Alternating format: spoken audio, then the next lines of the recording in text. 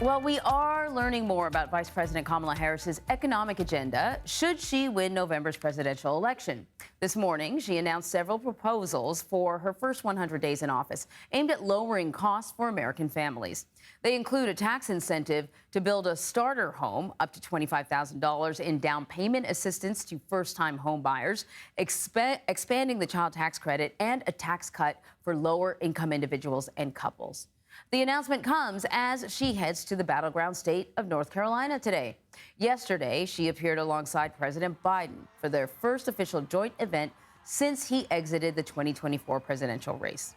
Meanwhile, former President Trump took his time on the campaign trail Thursday to slam the Biden administration, over inflation, with a display of grocery items at a news conference at his New Jersey golf course. CBS News campaign reporter Hunter Woodall is joining me now to talk all about this. What more are we learning about Harris's economic pitch to voters? And, I guess what components of it are likely to resonate? Well, good morning, Anne-Marie. And when you look at this economic vision from Vice President Harris today, what's fascinating is the economy has been a challenge messaging-wise for Joe Biden's administration during this administration's time in Washington.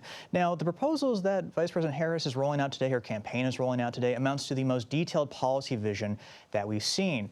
What I'm going to be watching is how much she talks about the economy, not just today, but moving forward. We only have 81 days out from the November 5th election day. And the economy, when I talk to voters, there are some voters who very much feel, they have warm memories of what the economy was like during former President Donald Trump's time in the White House. They're not as fond of what's happened during Joe Biden's time in office. Do we have any idea how realistic her overall economic policy is? I know this expanded tax credit was something that, they tried to get passed before. I don't think they were successful.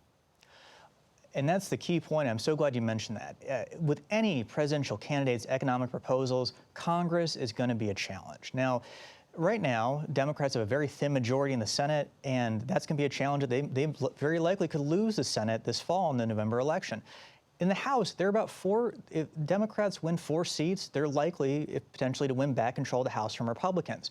If that doesn't happen, if Democrats don't have control of the House and Senate, and Vice President Harris does become president, passing a big, bold economic vision is going to be a major challenge for this, a new Democratic administration, and that could really hinder all these proposals that she's rolled out today. So obviously, this is sort of a truncated campaign season for Harris. Does she look like she's kind of trying to get out as many messages as she can as quickly as possible?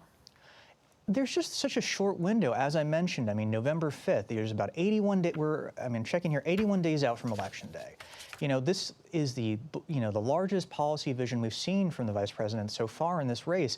And I just wonder how much this can really break through in that time, because in most presidential races, candidates have months and months and months. They're tested in primaries. They very much show what they mean, what they stand for, and what they want to see passed. How much can this break through to voters in these 7 battleground states who really are concerned about the economy and how it affects their daily lives? Right. Hunter Woodall, always great talking to you. Thank you. And just a reminder to everyone that the Democratic National Convention, it kicks off next week. And CBS News will have special coverage of the events in Chicago starting Monday at 5 p.m. Eastern.